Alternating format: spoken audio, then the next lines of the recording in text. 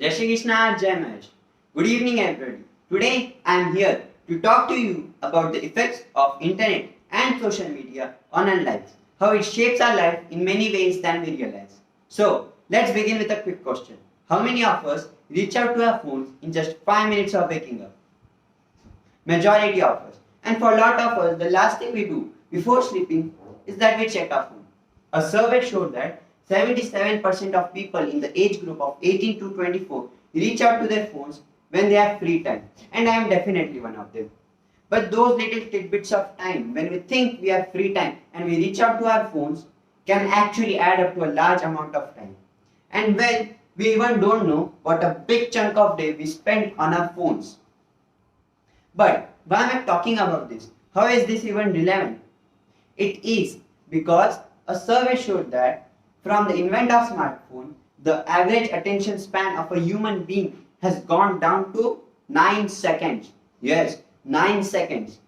And why is this happening? It's because of a phenomenon called instant gratification or instant happiness. And it is because of a chemical called dopamine, which is released in your brain when there is an instant burst of happiness. For example, when there is a text on your phone vibrates, you get a notification and you get a bit curious to see what it is, from whom it is, don't you? Yes, and that's when dopamine is released in your brain. Just to remind you, dopamine is the same chemical that is released when you take drugs, when you drink alcohol, when you gamble. And of course, it's highly addictive. And we are seeing similar reasons in the people who use smartphones. In the age group of 18 to 24, half of the people said they use smartphones even in midnight.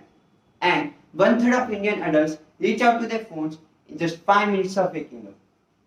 And this addiction, it's of no coincidence.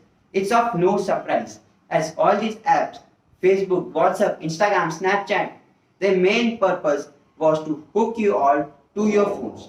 They are very carefully trained algorithms for doing this. And why?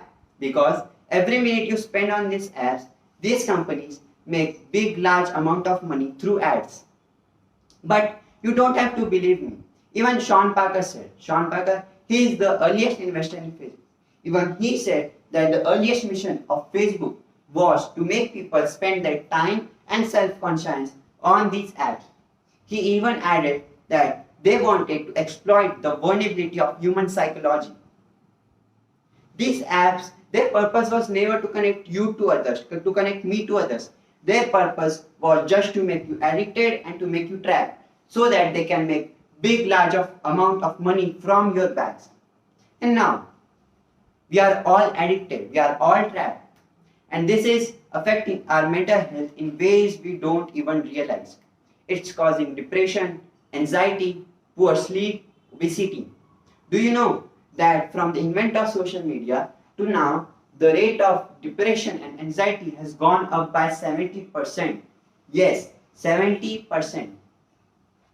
Now, as I have given you enough problems for social media, we need to find a solution, right? Yes. So the solution is realizing. Realizing the problem is the first step of making a positive change, of making a positive impact. And then spreading the awareness to your friends, to your families, to the people who you care about. And the key thing is moderating. Moderating the use of your phones. Just keep your phones away when you are in public transport, when you are at dinner with your friends, with your family. We need to understand that this is a serious problem. And we need to free ourselves from the addiction of our mobiles, from our social media. And I hope we will, and I'm sure we can.